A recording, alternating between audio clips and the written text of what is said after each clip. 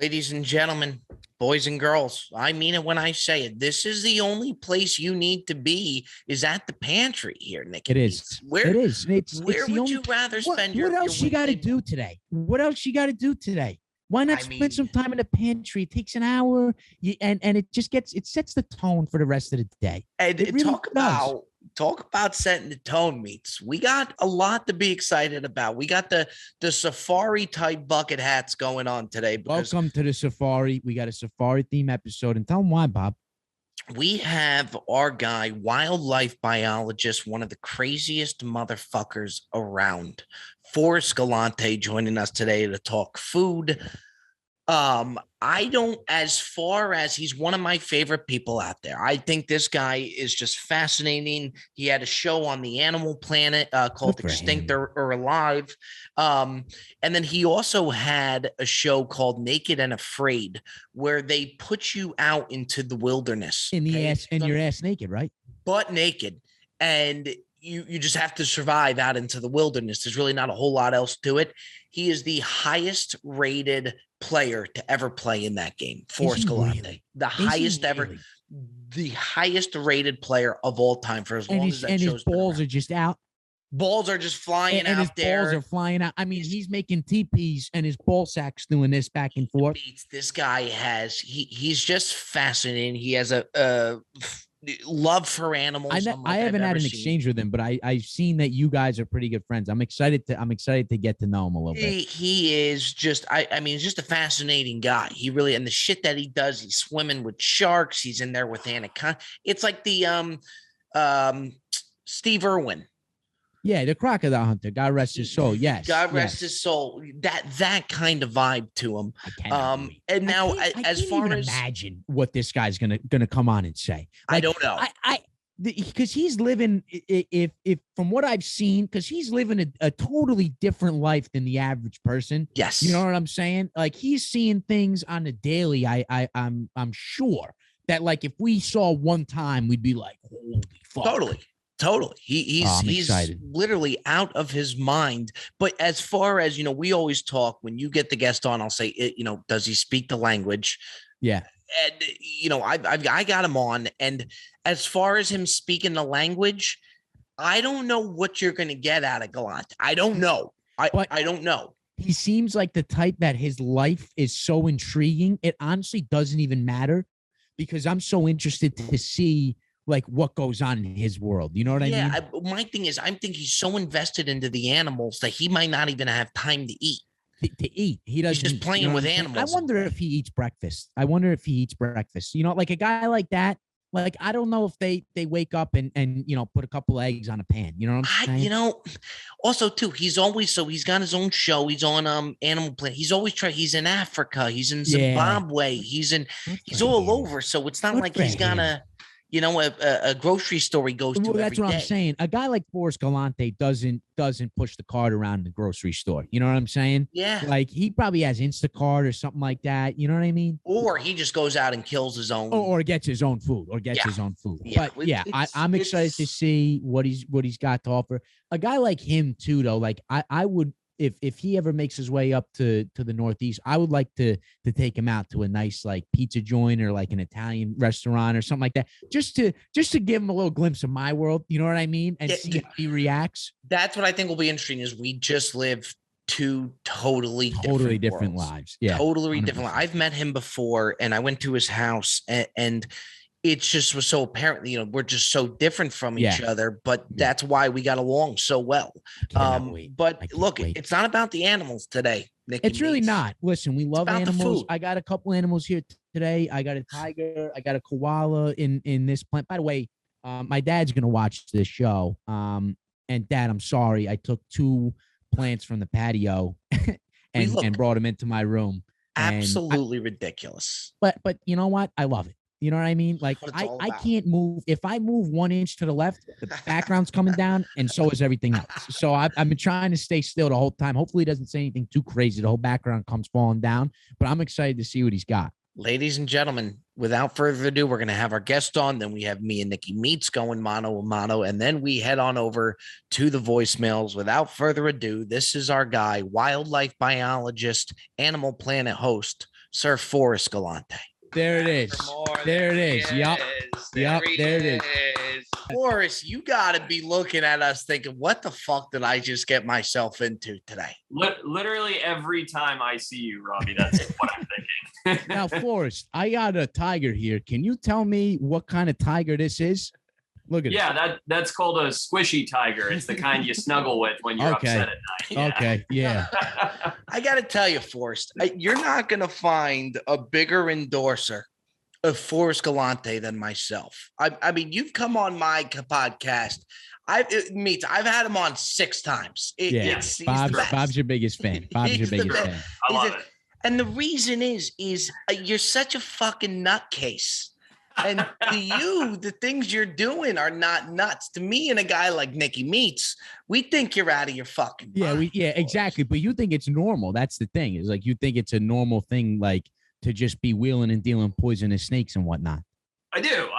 Nicky, I've been trying to get Robbie to go with me and do something like this. I've been trying to shove his ass in the water to go shark diving. I'm trying to I cannot even get him to leave the greater Los Angeles area. You don't want to go shark diving, Bob? Mates, there is not a prayer in hell that he's getting me to dive in with. There's just no way. The other day on Forrest's Instagram, there's a fucking anaconda, and I don't know what, and he's taking a picture with this thing like it's a dog. Just wait till you see the post I'm putting up today, Robbie. Just you wait. So, Forrest, I gotta ask you, like, you dealing with animals and stuff, do you have any, like, I see you got a fish tank in the back over there. Do you have any, like, exotic animals in your house that you take care of? Meats. 1 or 2. Robbie's seen them. There's a lot of shit at my house. So somehow I ended up running an unintentional sort of animal rescue. So there's like 90 animals on my property. I'm sorry. It's a zoo. So basically, because you know what told me that he's got a lot of animals is he said, yeah, there's 1 or 2. In the back of my head, I'm saying this guy's fucking got. So you really have a zoo at your house? Is pretty much, yeah, pretty much, man. There's pigs, there's horses, there's donkeys, there's peacocks, there's guinea fowls. You got donkeys? You got donkeys at your house? Sure do. Where do you keep a donkey at your house? It's in the living room behind the kitchen. No, look, we got a little bit of property and we sort of built an area for everybody, and the expansion never ends because we're always bringing in new strays. I'm walking through Forrest's house, okay? It's me and my buddy Joey Coldcuts, okay? Yeah. And you're on edge the entire time. I mean, it would be an anxiety attack. Like, you don't know what they had. We went in to go record the podcast. That you turn around, there's a turkey right behind you, following you. There's all types. It's something you got to see. It's unlike. Oh my God! We go into Forrest's house. He has us in his house. He's got a nice chips and dip spread out for us. While we're eating chips and dip, all of a sudden he brings out a snake. I said, Forrest, I can't focus on chips and dip with the snake in front of me.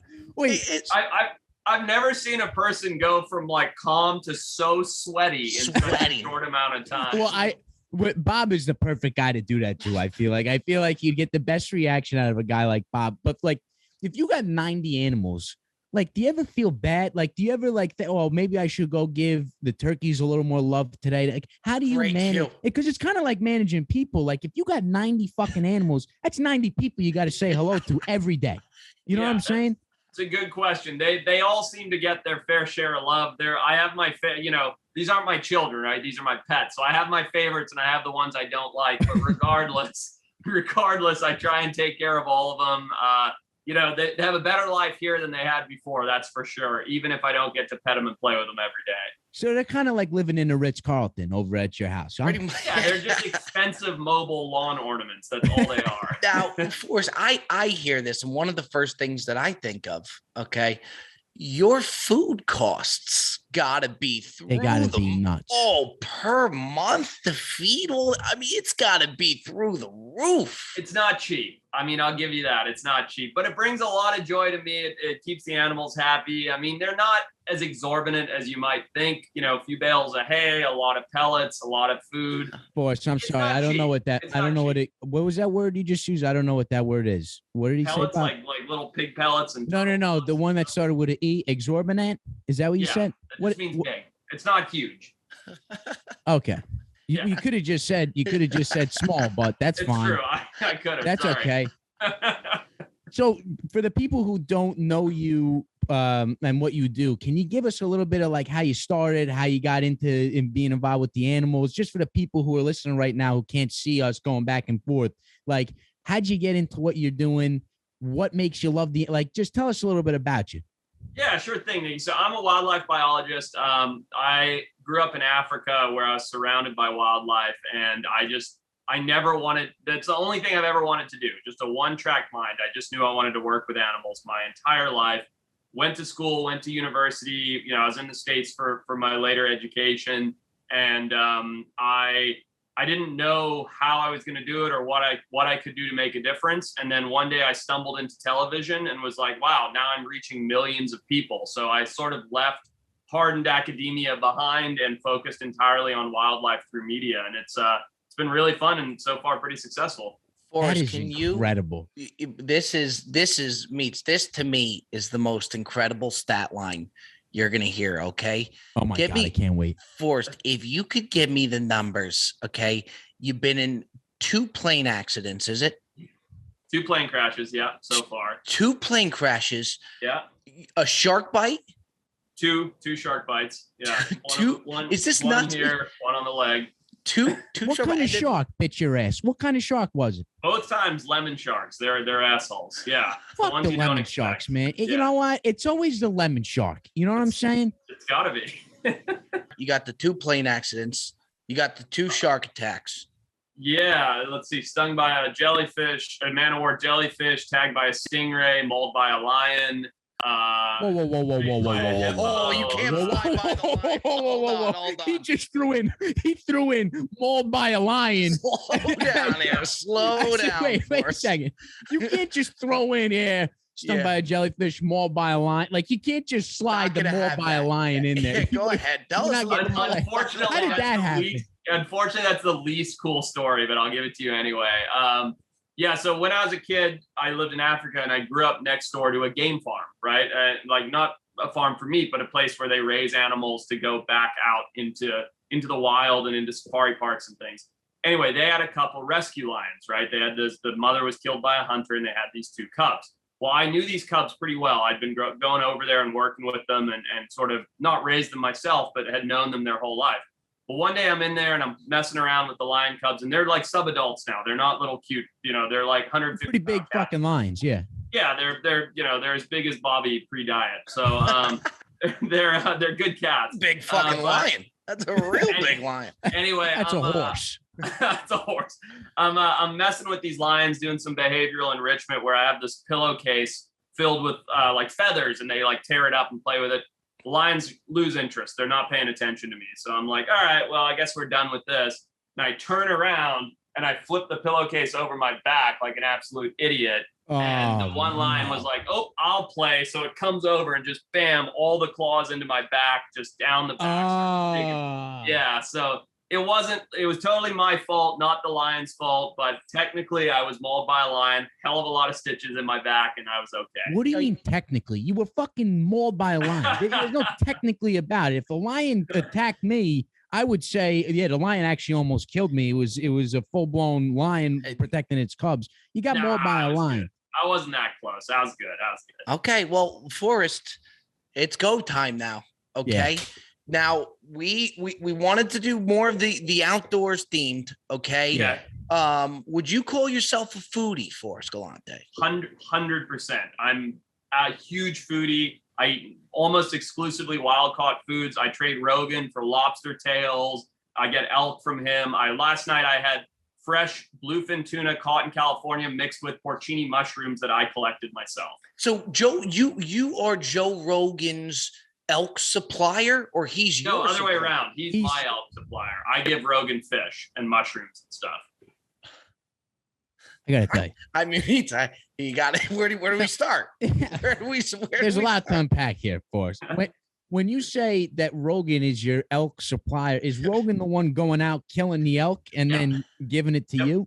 Yeah, and let me be clear, it's not like we do this every week. It's just, every time I see him, he gives me a massive cooler full of elk meat that lasts me for months and months. I got to be honest, Forrest, I said that statement as a complete joke. I didn't expect you to say. I didn't expect you to say yeah. Yes. And now Rogan goes out. Didn't Rogan also, after you went on the Joe Rogan show, didn't you tell me that he sent you one of the big Traeger grills? Yeah, dude. Because what you got going in that Traeger, Forrest, is, and folks, go follow the Forrest Galante Instagram. It's unbelievable some of the things coming out of this Traeger grill. Dude, yeah, we have a good time with it. I'm very lucky. I saw Joe and he's like, what are you cooking this on? After he'd given me like 60 pounds of elk meat. And I was like, I don't know, just my Weber barbecue. He's like, not good enough. Throw it out. There's a Traeger coming to your house. I was like, okay. And then sure enough, it showed up. That unbelievable. That's unbelievable. And like even people who have Traegers, like they're just putting on Bubba burgers, like frozen Bubba burgers, or like, you know, store bought. You know what I'm saying? Do you know the only thing that I would say, and I'm going to ask you this, Forrest, is for me, the Traeger grill's fascinating. It's almost to me though so high tech though that the joy of you almost lose the joy of barbecuing though, because it does everything for you. No. Look, for guys like us three, you know, who have the collective IQ of a normal person, it's perfect. It's idiot proof. You throw it on there, you put the probe in, you tell your phone to tell you when it's done, and you go about your business. You go back to the actual barbecue, which is the drinking the beer and the hanging out and the selecting the music. You're not standing there being like, hey, would one of you other men come over here and comment on the meat?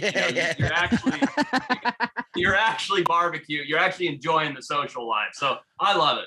Okay, Nikki Meats, can we get a little bit of a drum roll here, please? Here comes the Forrest Galante food take. The Forrest Galante food take. Here it goes. There's something we've all been waiting for. Hit us with it. Stage is all yours here. Food take. All right. Let's see. My weird food of choice. When I was a kid, here's one that you guys will like. Growing up in Africa, we had wild, what they call African killer bees all over the place, right? One of my absolute favorite snacks is I would look for the honey guide, which is a little bird that was chirping and flying to the beehives, climb up the tree, pull the hive out. And now here's where the food gets weird. You just eat the hive. You don't, the whole honeycomb, you just chew on it. It's like a candle covered in honey.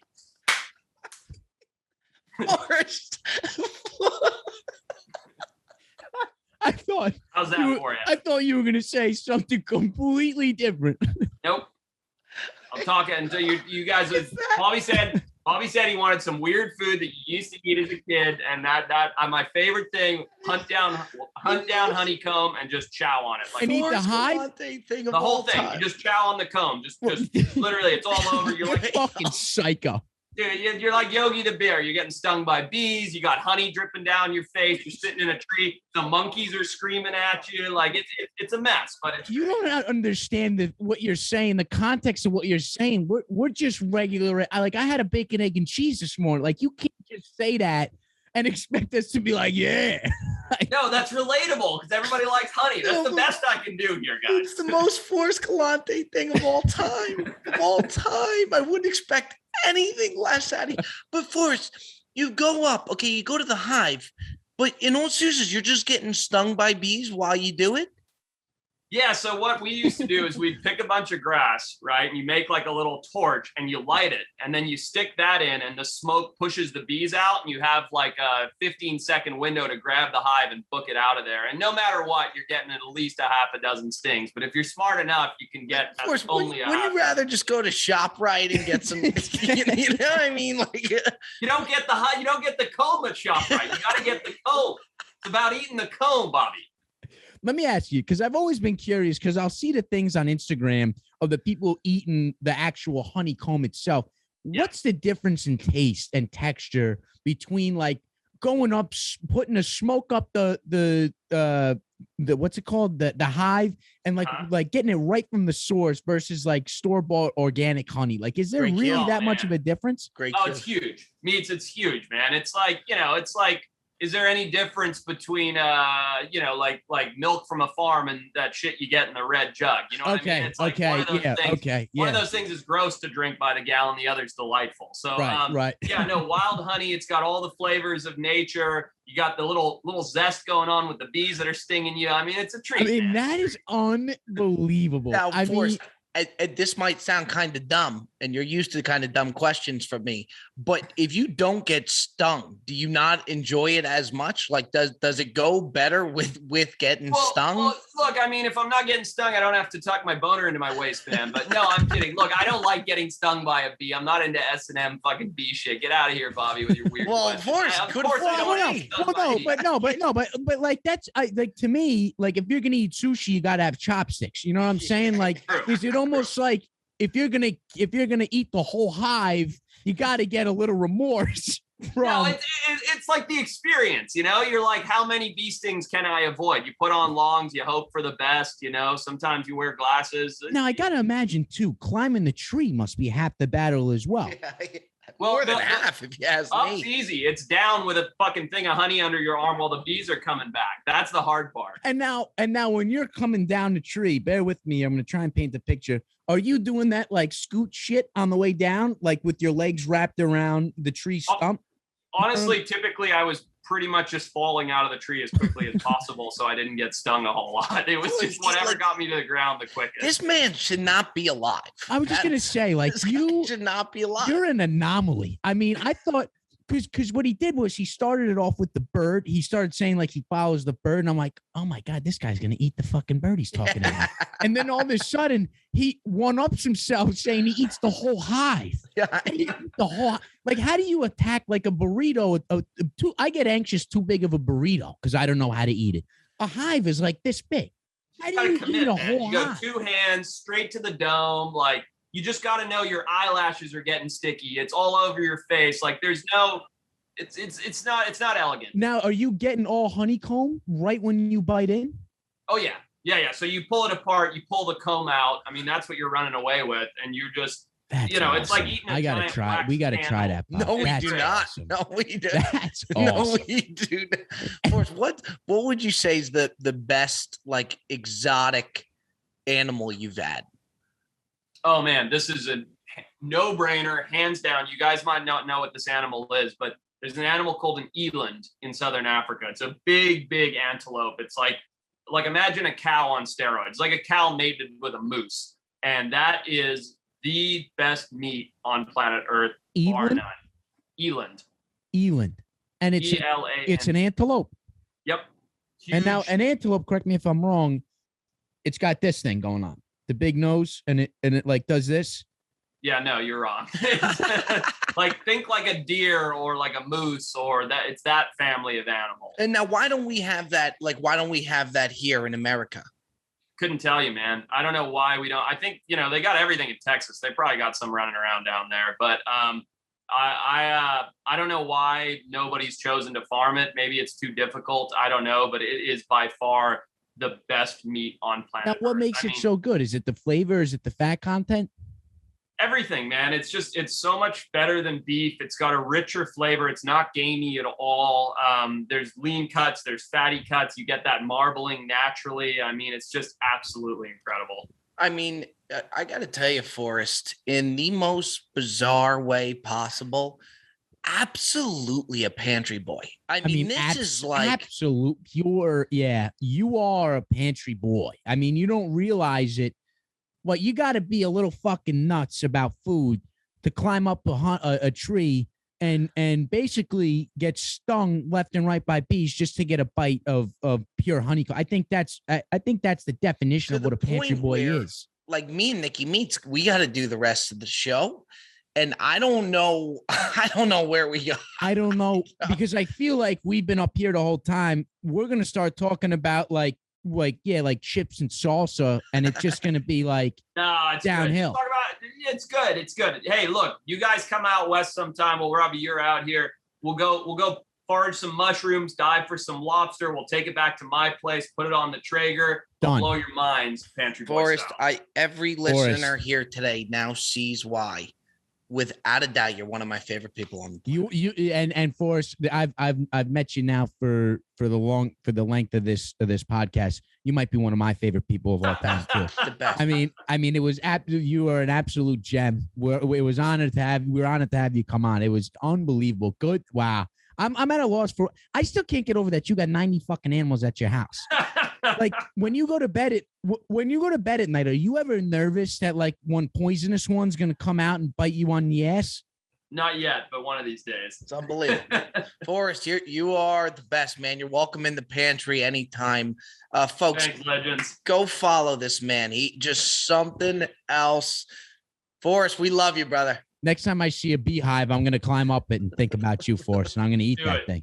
Later, Forrest. Later, Forrest. God bless you. Nicky Meats. I'm at a loss for words. I'm at a loss for words. There was so much that I wanted to ask him that I had so much going on in my head that I wanted to like ask him about the two plane crashes we didn't get into.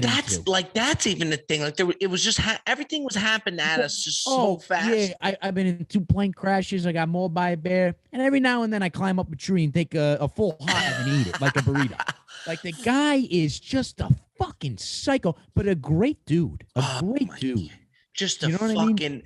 I mean, dude, it was hard to even hit on everything. It just it was coming at us so fast. We could have been on with him for 2 hours. Oh God! And look, if we wanted the wildlife episode, that's exactly that's it. That's exactly what we got just then. However, but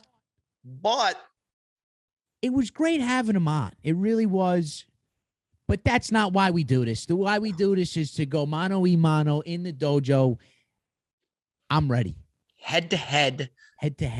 Me and you, Nicky Meats. Let's let it fly. Let's dance. My question, your question, and then of course we close it down by everybody's favorite, the voicemail.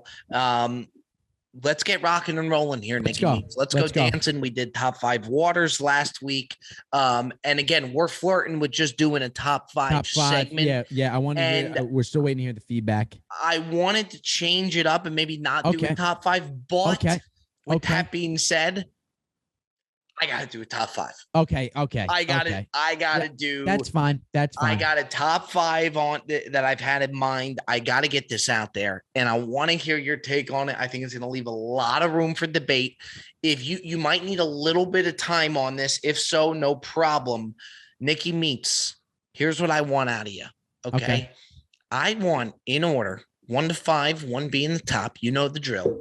I want in order your favorite food cuisines. How's that? I mean, I told you, Meats, you were going to need a little bit of time. Okay. I got it. 1 right off the bat, I'm going Italian. I have to. And it's not because I am Italian. It is because I firmly am I love it. Like Italian food is my favorite. Tell Cody Jones that. Yeah, Cody Jones, if you're listening, you're going to be punching the air right now. I don't even think Italian food crack is top 5, like, to be honest. No. But I got to go Italian number 1 because, like, for me, like, Italian cuisine is more than just like spaghetti, like tomato sauce. Like, it's getting people together. Yeah. It's even just like getting a thing of oil with like a little piece of bread, little red pepper flake, and you just like scoop that up and eat, like, just like the little things like that, like the ricotta cheese, like everything about Italian cuisine to me just satisfies every area. It's not the healthiest option by any means. But we're not here for health. But we're not here for that. Nope. We're not here for that. I like Italian cuisine for me. Is definitely number 1. I don't really have to go further into that one. Number 2. See, this is where it gets good. This is getting right after 1. It gets tough. Yeah. Number 2, I'm gonna go like American bar food. Like, you know what I mean? I'm gonna go American bar food for number 2. Burgers, wings, fried pickles. Grilled cheese. You keep coming back to the fried pickle. You're not going to find a bigger advocate. I am. I'm the biggest. I am. I really am. Then you got the turkey clubs. You got like the you know what I mean. And like also too, can we put grilled chicken under American barbecue chicken? Barbecue chicken. I think like the Southern cuisine. May like tribble into that. I don't know if that's a word, tribble. I just made it up, but it'll work its way in there, like macaroni and cheese, like anything that's normally comes from the U.S. I'll just put it under one window and call it American cuisine. Yep. This one's gonna rock some people's Oh boy. socks. This one's gonna rock some people's socks. 3, I got Greek. Wow, I had a feeling you were going high on Greek. I got Greek. I could have told you Mickey Meats was going to go high I got on Greek at number 3. Yes, I got Greek. Yes, I love Greek food. I really do. I love Greek salads. I love gyros. I like the shawarma.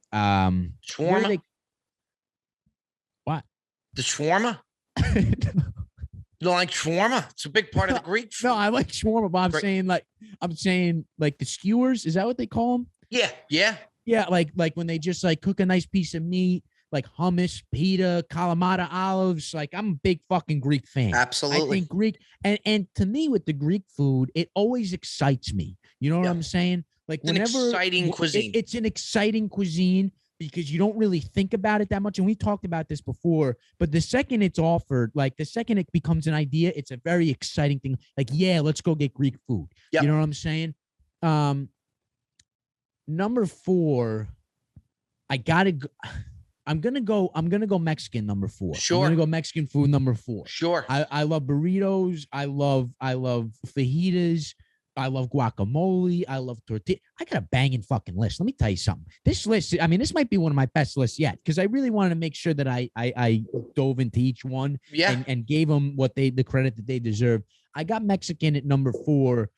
The reason it's not higher is because I feel like Mexicans are very not traditional, but I feel like it's a very common cuisine. You know what I'm saying? Like it's always an option if you don't want to go like Italian or American. Like, oh, let's just try Mexican. Like I feel like it's so frequent in conversation that like it takes the excitement out of it, but it's delicious food. It's delicious food. Let me just make this clear. I love all kinds of cuisines. I really do. But if I had to put them in a ranked list, I would put Mexican at number 4 and number 5. You're not going to like this answer. I don't think, not that you're not going to like it. I just don't think it's the answer that you think I'm going to say. Go ahead. I'm going to go Indian cuisine number 5. Wow. So I'm going to go Indian cuisine number 5. Indian takes the nod at number 5 because I love like the rice. They put like sometimes they get the naan in the rice. Yeah. And like the garlic naan, the marsala, like I like curry. Like it's a great flavor. It really is a great flavor. And it's never a bad idea to get Indian food. You know what? I think it's very slept on. I really do. I think you get a lot of weird looks if you say, let's do Indian tonight. Yeah. But when it comes, the Indian is no one's disappointed. Yeah. Okay. So I got Indian cuisine at 5. I think that Indian cuisine is very like the flavors are so unique. You know what I'm saying? Like, and it just hits you. And you're like, wow, what was that? That was awesome. I think the big winner of your list, Greece, big day for Greece. At number 3. Big day for Greece. Big day for Greece. I think a big day for India in the 5 hole. I agree. Cracking the 5 hole. I think it deserves more credit. I really do. I'm gonna go dancing into my top 5. I like your top 5. Thank you. I'll always tell you if I don't. I think it's a great top 5. I like your top 5. Number 1. I'm right with you. I'm going Italian. You know, the thing with Italian food, not only is it so great, the appetizers, the whole.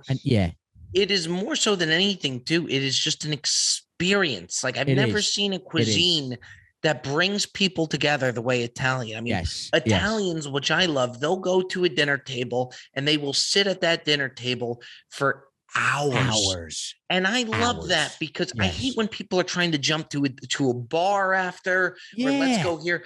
I just hang out. Give me good company, give me good food, and stick me there. I think 100%. Italian is so much more than just food. So I got Italian 1. Number 2 was very hard for me. Number 2, it was so hard. I went back and forth on this. I'm giving Mexican the nod at 2.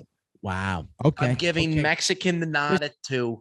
Listen, I don't hate that at all. I don't because, like I said, it's great food.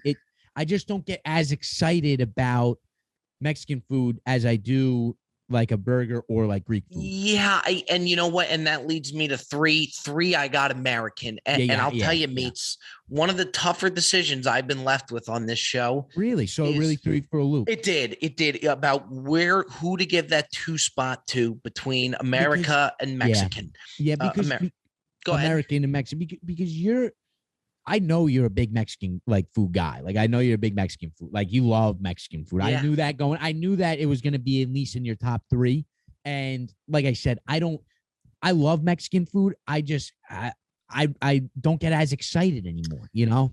Yeah, no, me, I mean, sitting down, the chips and salsa right out of the gate, just, I mean, really starts me off well.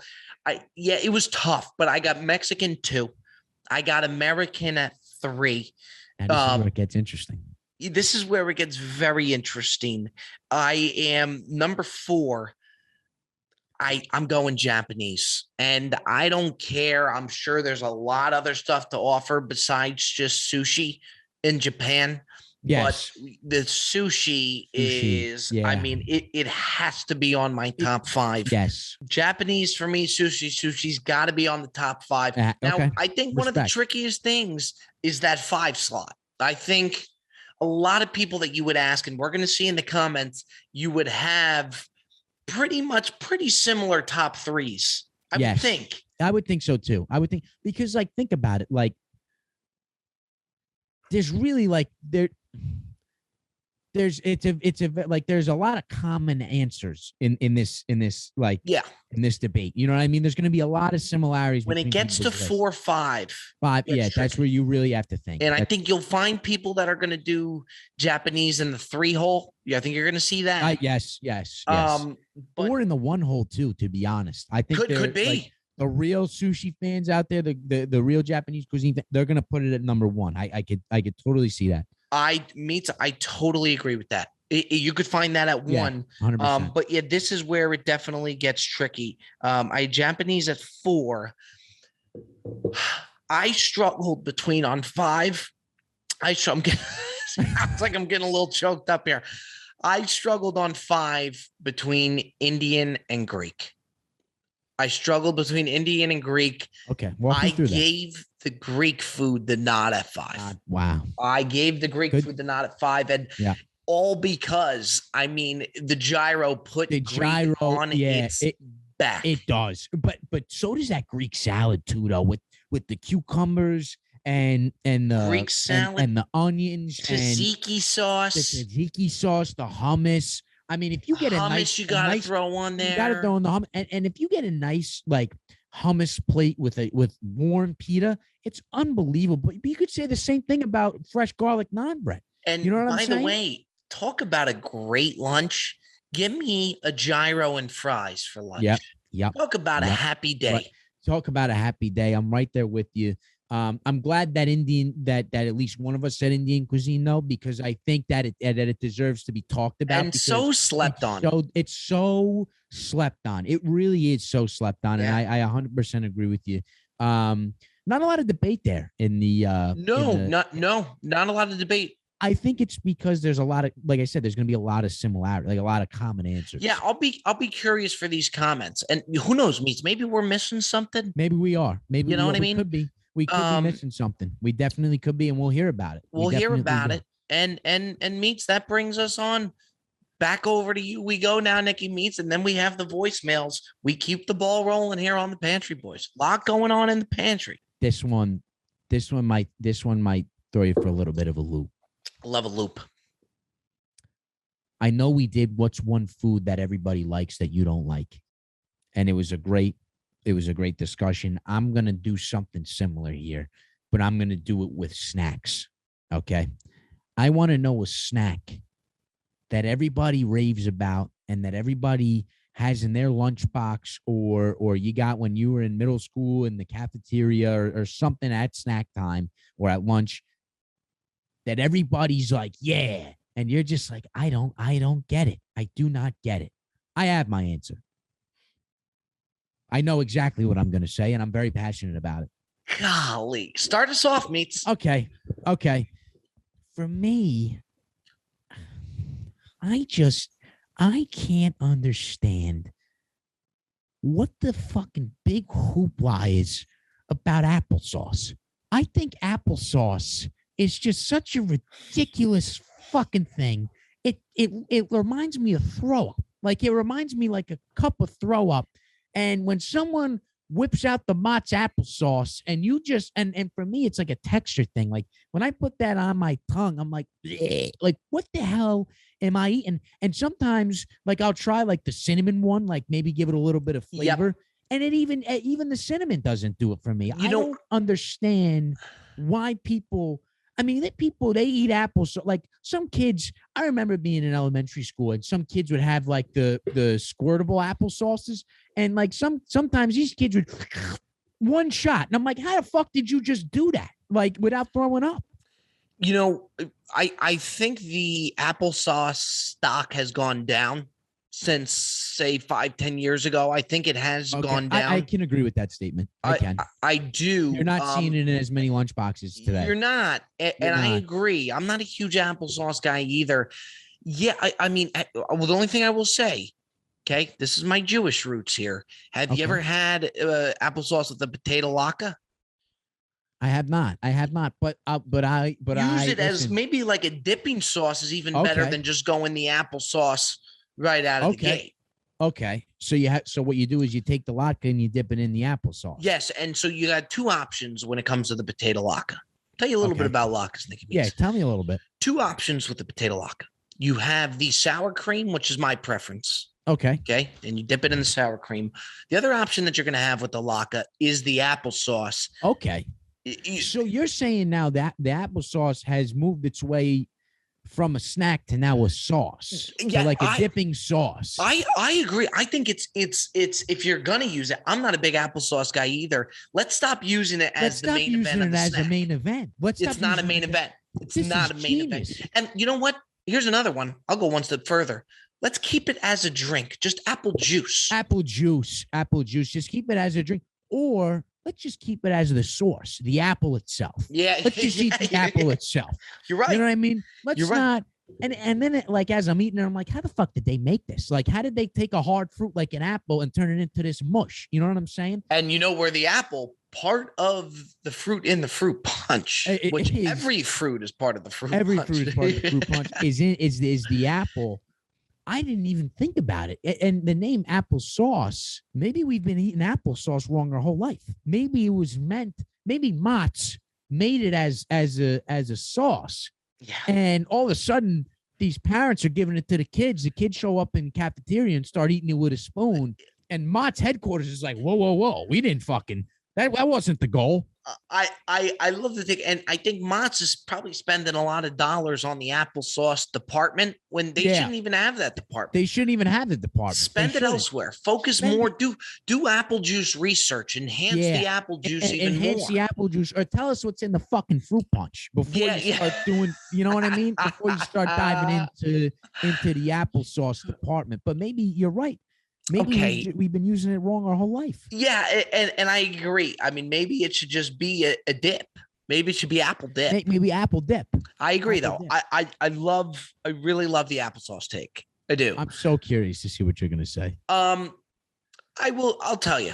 I'll tell you what it is. Okay. Originally, I was going to go with I think probably the most overrated snack of all time is what I'm going to be saying second. Originally, I was going to go with the olives. I'm not a big olive guy. I like Greek food, but I'm not a huge olive guy. Sometimes I see people just popping in olives.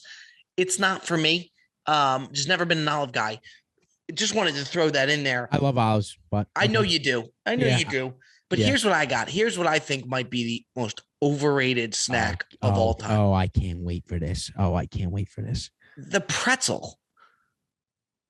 Why am I going to get excited about a pretzel? It does nothing but make me thirsty. There's really not that much flavor to it whatsoever. You're talking like a bag of pretzels? I'm talking a bag of pretzels. I'm not talking the soft pretzel. I think that's a little bit different of a ball game. I hate the soft pretzel. I'm talking the hard pretzel. Bag of pretzel. Is it considered a chip? Is it considered just the bag of pretzel? I can never just eat a bag of pretzels straight up. It's got to be dipped into something. Okay. You know what I mean? I'll take a pretzel, dipping it in the hummus. No, I don't know what you mean. You disagree with that? I think that the bag of pretzels is honestly spectacular. I really do. I do because I'll tell you why. The bag of pretzels. You ever have the original Sun Chip? Yeah. The original flavored sun chip. Yeah, of course. And you know how you have that aftertaste on the sun chip that's unlike anything else? You can't get rid of it, but it's so good. I get that same vibe from the bag of pretzels. I think the aftertaste in the bag of pretzels is some of the greatest aftertaste I've ever had, and what makes me keep eating the bag of pretzels. Oh, so you like the sun chip aftertaste? I love the sun chip aftertaste. I think it's a great aftertaste. Does the pretzel excite you? I know we don't get too excited about snacks, but does it? It doesn't excite me, but when I eat them, like I can't stop eating them. Like and not dipping it in anything, just a pretzel flat out. I would love to dip it in a thing of hummus. Now that's a total different thing. I would love to dip it in a thing of hummus. I think that the Snack Factory flat pretzels. You ever see the flat ones? No. Oh, you got to get on it. The Snack Factory flat pretzels are unbelievable. So what does it look like? A fucking like a cracker? It's almost? it's like a pretzel shaped like a pretzel, and it's pretzel. It's pretzel. A lot of pretzel going on. A lot of pretzel. No, but what I'm saying is, like, I'm trying to get like a tortilla chip is tortilla. Like, what's a fucking pretzel? Like, it's like sourdough. I don't know. It's a flat fucking. It's shaped like a pretzel, but it's got the pretzel flavor. I'll tell you, the pretzel's got a great name. It's got a great name. Now that I've heard you say it 8 times, it's got a great name. But after just hearing you rattle off pretzel, it's got a great name. But to me, it's just not, I don't get excited about a bag of pretzels. If you want to dip it in hummus, fine. Pretzels in general, don't understand it. Let me ask you, have you ever had the dark pretzel? My dad's a big fan of that. Utz, I think, is the brand that makes my dad's pretzel. A huge fan of that. So is my dad. I love the dark Utz pretzel. Is that kind of like, so it's like the charred pretzel almost, like where they get like burn it to a crisp? Pretzel. It's not like a charred pretzel. I almost think it's like kind of reminds me of like not rye bread, pumpernickel, but it's not like a pumpernickel pretzel. It doesn't have the pumpernickel taste, but it's like got the pumpernickel color, and it kind of reminds me of like a pumpernickel pretzel, but it's got more of a rich flavor. See, it's more like when you bite it, it's like more I don't know. It just hearing you say that, Nikki Meats, makes me wish that the pretzels in general got a little more creative. It sounds like if they're doing this flatline pretzel or the base that they're trying to finally, but to me, they've just stuck to just the pretzel. The regular pretzel. Them, Cheetos change things up. They do the baked Cheetos. They do the hot Cheetos. Right. No, you're right. Let's see pretzels mix it up a little bit. Yeah, no, I agree. I think I got a burp coming. You got it out of there? Yeah, it came out. I think that the dark pretzel is stepping into that new pretzel territory. I really do. And I think that, because the thing about the Utz dark pretzel is it's a little bit more of a thick pretzel, and it's kind of it's kind of roundish. Like I feel like the regular pretzels, like the bag of pretzels is, I feel like I said pretzels 18,000 times, but it's more of a skinny pretzel. This Utz pretzel's got a little bit of girth to it. Yeah. And like it's a nice bite when you bite into it, and then it gives you that more rich pretzel flavor that I think is very good. But like you need to have at least a gallon of water with you whenever you got a bag of pretzels. You know what you did, Nikki Meats? It definitely made me stop and think. I think everybody listening, I always picture people listening in their cars. I think they really stopped and think that's one that really makes you think. Yeah. And I like that. I like that a lot. And hopefully now the people are making us think. It's voicemail time. It's voicemail time, and I can't wait. Talk about a phenomenal episode. To the voicemails to close this sucker down, coming in hot. All right, Meats. All righty. Today's voicemail, we got Boston, Massachusetts in the house. Let it rip. Boston, stand up. Hey, Bob, Nikki, Pantry Boy, day one listener and day one eater here. This is AJ from Boston, Mass. Love what you guys are doing with the podcast. I think more people need to tune into this because, there's just so many controversial topics out there. And I hope I have one for you. I don't know what your guys' thoughts are on this. Let's talk appetizers, if you'd like to join me. So I'm kind of torn here. Does it depend on the type of restaurant for the way that you have to handle the appetizers? That being said, meaning when you're at a steakhouse, is everyone getting kind of their own salad or crab cake? or you're doing family style. An Italian joint, I'm leaning family style. At a steakhouse, I'm also leaning family style. And I've gotten a lot of backlash about the whole individual appetizer versus the family style appetizer. And I would love to hear your thoughts. Keep doing what you're doing. You guys are killing it. Have a good one. You want to start that, me? A great question. I think that might have been. I mean, that's a top tier question. That was awesome. I mean, I got news for you. If AJ wants to talk appetizers, we're gonna talk. I love how we sort of let's talk appetizers. Let's talk appetizers. And he set the stage. And set when he stage did that, I don't know if anyone saw my reaction or your reaction, but I'm ready. Shout out Boston, Massachusetts, because great question. And by the way, great delivery of the question. Great delivery on the question. He knew there was debate. He knew. But for me, there really is no debate. I always think if you're going to get an appetizer, you're planning to share it with the people you're at the table with. I don't think it's ever crossed my mind once. Like, oh, I'm going to get this appy for myself. It's never for yourself. And you know what's scary though, Meats? The reality of it is that there's people out there that get appetizers for themselves. They're out there. And they're not, and I got news, they're not pantry boys or girls. It's just, you know what? It's selfish. It's selfish. I don't really have another word for it. No, I think it is. Like, who gets an appetizer and just eats the whole thing by himself? Like, there's no way that you could get like a full-blown thing of like Southwest egg rolls and eat them all yourself. I agree. And I think the restaurants know that too. Like, the appetizers are for everybody. The appetizers were meant to be shared. The only thing that I would say, which I don't even think qualifies really as an appetizer, like he said steakhouse, I would think, okay, you start with a wedge or you start with the seasoning. Right. Well, salad, I think, is a different ballgame. Yes, salad at a steakhouse is an exception, but it's not the way to be with everything. No, and I don't even think you're going to find salad under the appetizer portion of the menu. You're going to find it under the salad portion. Talk about a fucking. I mean, that was a great point that you just made. I mean, that's the salad is appetizer. But I wanted. I mean, that's phenomenal. What you just. I don't want that to get slipped under the cracks. That was phenomenal. What you just said, because the salads are never on the appy menu. Because everyone assumes that the appies are meant to be shared. Yes. There's no way. There's just no. No way it's not. Could you think of an appetizer that you would do solo? I don't know. I can't think of a solo appetizer. You can't say soup. That ain't an appetizer. Like, even if you go to an Italian place and they got a meatball, like a big meatball. Share the meatball. There's more than one fork going in that meatball. You know what I mean? Like, there should be.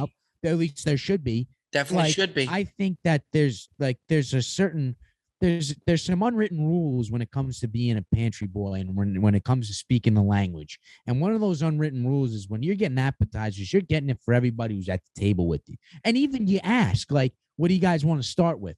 I think, AJ, if I'm being honest, if you're going out to eat with people who are crucifying you for wanting to share the appies, I think you need to start going out to eat with some other people, because I don't think that's good. I really don't. I don't understand why you would get an appetizer and then eat it yourself. You know, I mean, a soup, like a soup. What I'll say too with the appetizer, just the order in general, it's such a crucial order because it sets the tone for the entire dinner. Yes. And something in regards to the appetizer that I think kind of gets swept under the rug that to me is very key is don't be afraid to go light on the appetizer. Yes. Because and it's a mistake. What did we learn last week? Sometimes your eyes are bigger than your stomach. Are bigger than your stomach. Great line, and that stuck with me because the appetizer. There's so many times where you go out to dinner and you do 2-3 appetizers. By the time the entree comes, the entree is supposed to be what it's the main event. Yeah, it's the main event. You're just doing a warm-up session in the bullpen with the appies. Yeah, so I just think whoever out there is ordering an appetizer tonight, this weekend, don't be afraid to go light. We still want to be hungry after. Go light. I mean? If you're gonna get wings, everyone should have 1 or 2. You know what I mean? Yeah, you don't have to win us over. 12. You don't got to do it. You're there for the entree. Totally agree. And shout out Boston, Massachusetts, man. Shout out AJ. That was unbelievable. Great question. Yeah, very, very good question. Great delivery of the question. And again, we're both in agreement. I think we've really been in agreement. A lot of times we waver. Maybe the pretzels, we definitely didn't agree on the pretzels. But I think throughout the episode, Meats, I think I mean, we were on par. We were on par with pretty each much other on today. par. The only person we weren't on par with is Forrest Galante. Forrest Galante, We can't see eye to eye with that we'll guy. never be on par with Forrest Galante. That's just a lost cause. You'll never find me climbing up a tree, eating a full beehive. You know what I mean? Meats, you just never know what you're going to get on the Pantry, boys. That was our outdoors adventurous edition. Yeah. Just phenomenal stuff. Phenomenal stuff. We love you. We love the feedback. Let us know if you want to see the top 5 lists to continue, make it a whole segment. Yeah. We appreciate the support. We appreciate the love. Almost 10K on the Instagram. If you haven't followed the Instagram, go give us a follow. Go give Forrest Galante a follow. The Instagram for the Pantry Boys is pantry.boys. If you don't know it, we love you. We'll see you next week. Love you, folks.